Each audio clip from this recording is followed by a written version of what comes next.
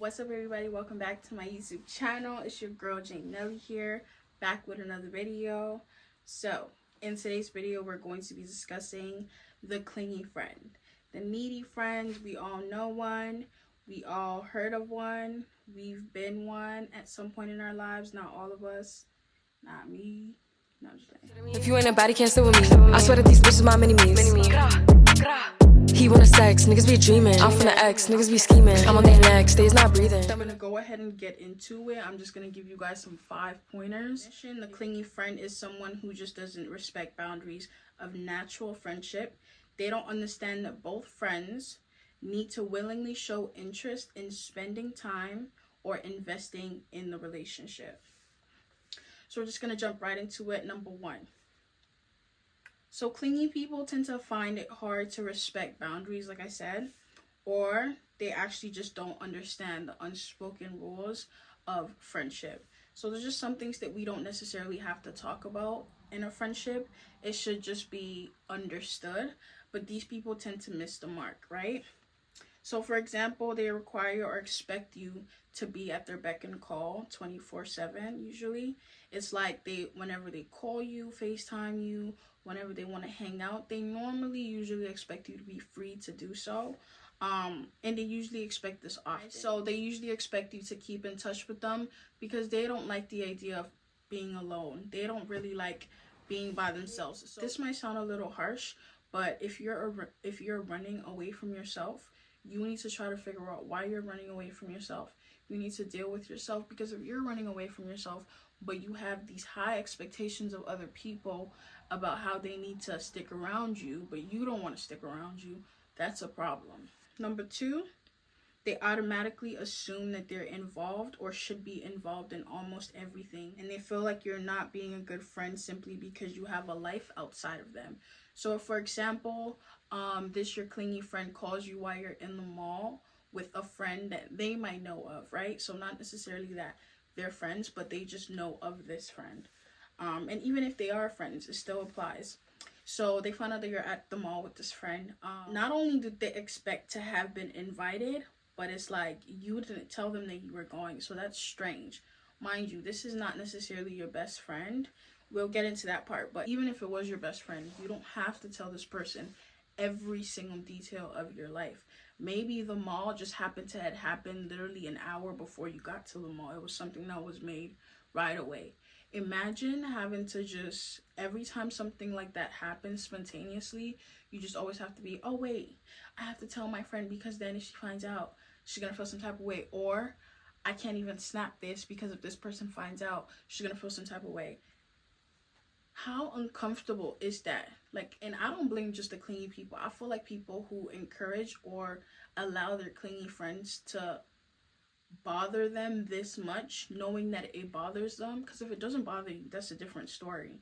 But if it does bother you and you allow it to go on, I blame you also, because you are encouraging the behavior, right? But yeah, you as a clingy friend, doesn't it make you feel uncomfortable if you really wanted to be a good friend, that you're making them uncomfortable, that you're making them uneasy when it comes to you? So number 3, they're very possessive of you. Sometimes it feels like they think they own you. You can't necessarily bring them into another group of people, only because you feel like they're going to be very judgmental. You feel like they're not going to get along with them. You feel like they're going to have something negative to say. This is an example of a clingy friend who is being possessive, right? They feel like you're their one friend. So when you bring them in the space of other people, it's like it seems to always be a problem. Nothing usually even has to be said. It's just always the energy. It just seems like they're very snobbish. Not necessarily because they don't like these people. They don't have a reason not to like these people, but because they want to be the only friend that you enjoy your company. They want to be the only friend that you want to spend time with. It's like everybody else is somewhat of a competition, if you get what I'm saying. And these people are usually the types of people that will go around letting people know that that's my best friend. Yeah, that's my best friend. Oh my gosh, girl, we're besties. We're definitely besties. Yeah, she's my best friend. Even though it's not mutual, there hasn't been a discussion, there hasn't been a mutual feeling. there's nothing to you that would indicate that you guys are best friends. So that was number 3. We're just gonna jump straight to number 4.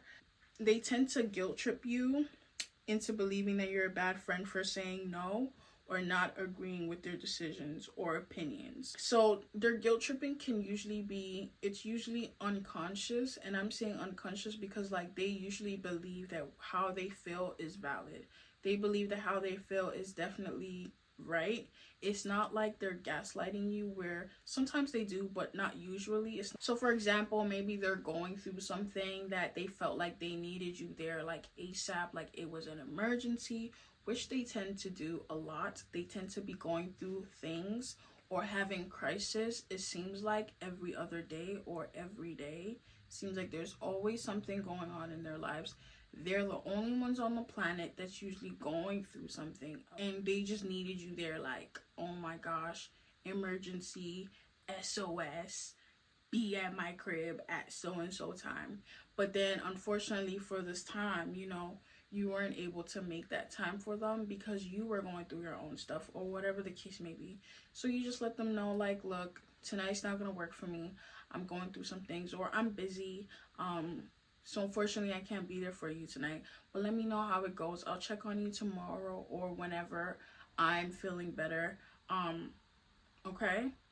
And then it's like all of a sudden there's all of this animosity. They usually tend to act as if like, oh, well, sorry, instead of it being like, girl, are you okay? Is, well, I'm sorry that I'm bothering you or something like that. I didn't mean to, you know, just kind of guilt tripping you. And it's just like, you know that that's not how I meant it, but okay. Like me as that friend, I would just, okay, like there's nothing I can do, really, right? So either that, or maybe they tell you something that you don't agree with, that you just disagree with, you just don't think like was correct, and you let them know like, no, I don't think that's right. Like, I feel like that's not how I would go about it, or no, that's not how I feel about it, or no, I think that girl's hair is cute, I think the boots are cute.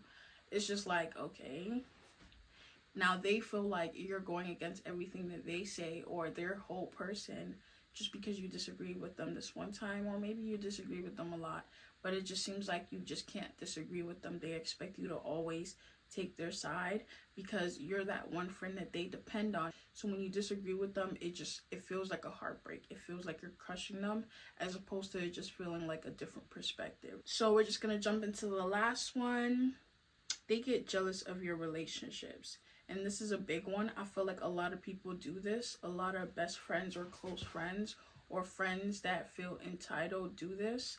And they don't even have to be clingy. I feel like a lot of people just in general do this, where it's like our friends get into relationships, and instead of us being happy for that friend because they're excited or because they're happy, we tend to try to find reasons where it's just like, you know, it's just like, oh, I feel like he's just not good enough for you, or I feel like you could do better, or I don't know about him, something's off, I don't know what's off, but I don't know, something is just off. No, you're just not a good friend. Because for me, I feel like even if there was something that I didn't like about this guy, my friend is obviously extremely excited. Unless I feel like it could be dangerous to my friend, I would bring it to her. My friends are not stupid. None of my friends are. I would bring it to my friends. They've probably already seen it, and if they haven't, hopefully I gave them a new perspective to look from. But it's not up to me to be like, yeah, no, you need to dump him. Like, no, you need to leave. And then feel some type of way about it, or be angry at my friend because they don't want to leave. All you can ever do as a friend if you want is advice. Give them advice, and don't be overbearing with your advice. And then also, it's not 24/7 that they want to hear that advice. If you've given it once, at most I would say twice, that's it. It's up to that friend to decide.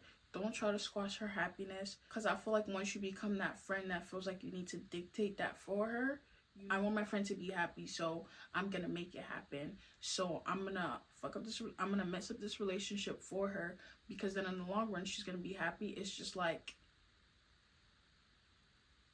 that's scary. Clingy people, clingy friends tend to always have a problem with their friends' relationships because they see it more as competition. You know, they've had your attention this whole time. You've been that friend that they've been relying on, and then all of a sudden comes this guy who obviously is going to be taking a lot of that time and attention because you're getting to know that guy, right? So those are those 5 points. You know, like if you feel like you resonate with just 1 or 2 of these, doesn't necessarily mean that you're a toxic friend or that you have a toxic friend. They just might have toxic, clingy, I meant. They just might have, which is toxic also. They just might have clingy tendencies because we all have toxic traits, but it doesn't necessarily mean that they're clingy, right? But if you feel like 4 out of 5 or 5 out of 5 of these is you, man, honey, I feel like you need to change your ways. Just maybe do some soul searching. So all in all, I believe that clingy people are fighting something within them. They look for their happiness or comfort in other people, and because of this, they will never truly be happy with themselves. Some people are just not mature enough to realize people need their own space, because typically it's only children that invade your space like that. And really think about it, like it's like a wedding, right? So you have to look your best. Well, you have to look presentable is what I'm saying. And then there's a child who's just completely drooling everywhere. They've been eating some messy stuff, which is all over their face. They're running around, and then they just come and hug you and just rub everything on you. Children don't necessarily understand that boundary. So I feel like when that happens, where people just are too immature to even realize what they're doing, you're being childish and you need to grow up, right? So there's that. But then there are those people who you can just tell have been through a lot. Just knowing them, you know that they've been through a rough time. And even though your trauma is not my trauma or anybody else's but yours, I do believe do unto others as you would like to be done to you. And if you don't want that help, you want to know that there's somebody out there who would love to help you if you wanted it. If you're that friend who has this clingy friend that you feel like, you know, like this is really my friend, like I do love my friend, because of what they've been through, I would say introduce them to therapy, introduce them to counseling, because especially like Black people, we don't really believe in counseling, and it's like we're the ones that usually need it the most. So I would say maybe introduce them to counseling, have a conversation with them, let them know, like, honestly, this is a lot. Like, I appreciate you as a friend, I love you as a friend, but this is a lot, and I need you to understand where I'm coming from, right? So just have that conversation with them. If you feel like they're not willing to change or anything like that, my best advice would be to distance yourself, only because other people's negative energy can become yours over time. So for your own health and benefit, I would just say to maybe distance yourself, right? But that's all I have for today. I hope you guys like the video, subscribe and leave a comment, and share this video if you like it, and I'll see you guys next time. He wanna sex, niggas be dreaming. I'm from the X, niggas be scheming. I'm on their next, days not breathing. Thumb in a check, bloating anemic. You thought I was